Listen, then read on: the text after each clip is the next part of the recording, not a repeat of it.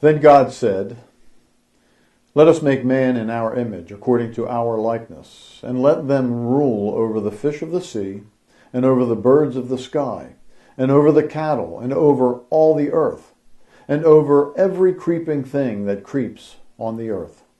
God created man in his own image. In the image of God he created him. Male and female he created them. God blessed them, and God said to them, "Be fruitful and multiply, and fill the earth, and subdue it, and rule over the fish of the sea, and over the birds of the sky, and over every living thing that moves on the earth." We are going to focus in on the opening portion of this passage of Scripture. God said, "Let us make man in our image according to our likeness, and let them rule." I believe there are two options here. Totally dismiss this revelation as ridiculous and foolish. The other possibility would be that we see this statement as the most outrageous, purpose-giving foundation of life. You and I, as human beings, were created in the image of God.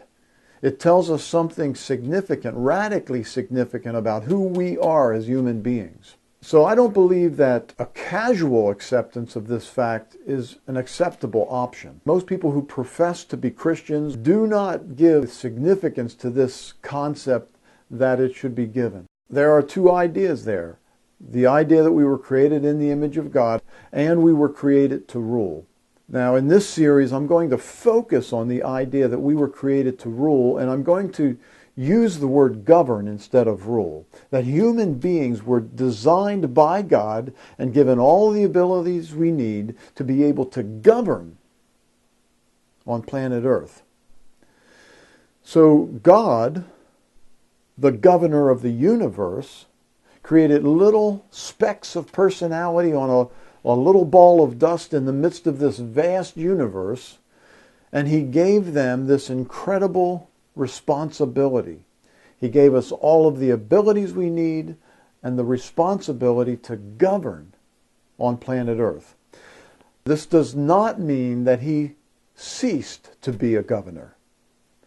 God continues to govern, but we also must realize that he is not the only governor. And that's a very important balance to find. That God has not somehow departed and left planet Earth to simply run on its own, nor is he the one who's controlling and manipulating everything that happens. God is the supreme governor to whom all other governors will give an account. What are we to govern?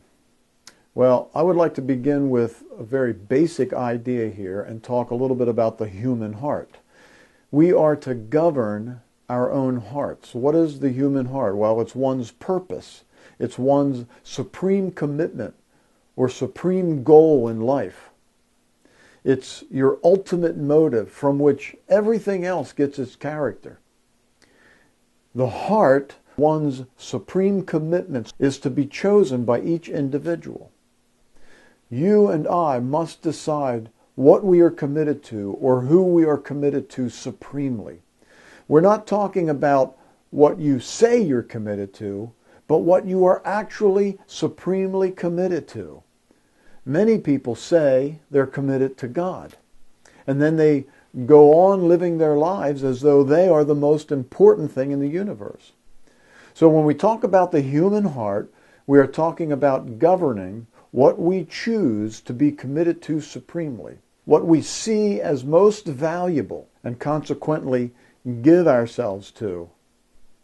The next thing we could consider is the human mind. Each of us has to decide what we will think about, how much we will think, how reasonable we will be, how logical we will be, what kind of information we will fill our minds with, what we do with that information. A significant part of human life has to do with the way we think. Paul said that we are transformed by the renewing of the mind. Each human being has to govern their own mind. The next thing we could consider is the fact that we have to govern our emotions, our urges, our impulses, appetites, desires, our feelings. It's a horrible thing when a human being allows their emotions to govern them.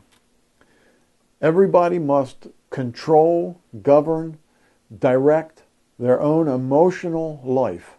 Next, we could consider the physical body. God created this physical planet. He created your physical body.